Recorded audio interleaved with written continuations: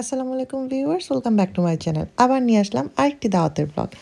এবার গিয়েছিলাম নাজু আপুর বাসায়। আপু যে কি সুন্দর করে সাজিয়ে রেখেছিল, মানে ব্লগ না করে আর পারলাম না।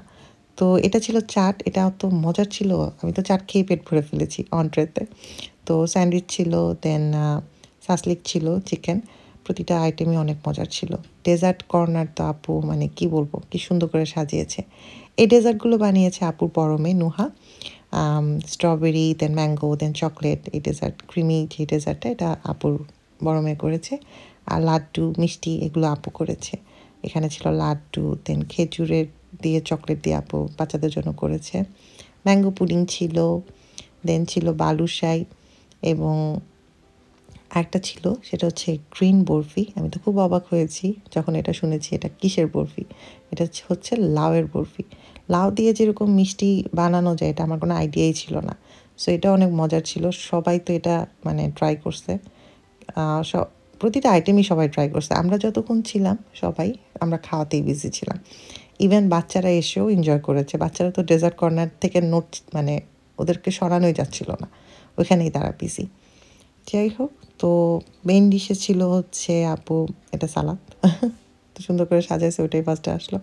আচ্ছা, তারপর ছিল কোফতা, একটা ছিল এটা কোফতা, ওটা কোফতা কারি, দেন রুটি, তারপর ছিল ডাল মাখনি। কি সুন্দর করে মানে আপু যেই সুন্দর করে সাজেছে এটাই হচ্ছে দেখার মতো ছিল। এটা আফগান কাবাব ছিল মনে হয়, হ্যাঁ আফগান কাবাব। তারপরে বিফ বিন্দালু, তা এটা অনেক মজার ছিল। বিফ বিন্দালু আপু বলছিল যে কে কিনিবা, আমি তো বলেই ফেললাম যে আপু আমি বিফটা নিতে চাই, ওটা অনেক মজার ছিল। এটা ছিল চিকেন, ক্রিমি চিকেন, তারপরে গোট কারি ছিল, দেন ছিল পোলাওটা অনেক ঝরঝরা হয়েছে, এবং সত্যি বলতে প্রতিটা আইটেমই অনেক মজার ছিল। এবং আমরা সবাই যতক্ষণ ছিলাম আমরা তো গল্প করছি, সাথে এনজয় করছি শুধু এই খাবারে, মানে অন্ট্রের পরে দেন মেইন ডিশ, তারপরে ডেজার্ট, মানে যতক্ষণ ছিলাম খাবারের মধ্যেই ছিলাম। তো যার জন্য ওরকম আমি বেশি ভিডিও করতে পারিনি। এটা আপু, নাজু আপু, আপুর ছোটো মেয়ে। আপুর এটা হচ্ছে আপুর বড় মেয়ে, এটা আপুর নাতি। মাশাল্লাহ, ওকে আমি যখন ঈদের দিন দেখি ও ঘুমাই ছিল, এখন ওকে দেখলাম ওর তাকানো, যে ওর জন্য ভিডিও না করে পারলাম না ওর। তারপরে আপু চায়ের কর্নারটা অনেক সুন্দর করে সাজিয়েছে। আপুর হাতের চাটা অনেক মজা। আপুর রেস্টুরেন্ট আছে, সো আমি রেস্টুরেন্টে আপুর হাতের চা খেয়েছিলাম, অনেক মজার ছিল।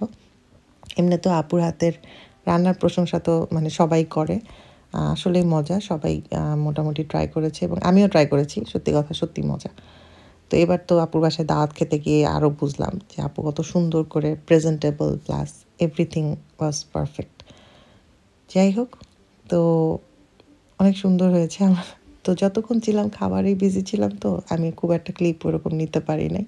এটা হচ্ছে চায়ের কর্নারটা, এটাও মানে জাস্ট নিলাম যে এত সুন্দর করে সাজাইছে আপু, মানে প্রশংসা না করে মানে উপায় নেই, এই হলো কথা।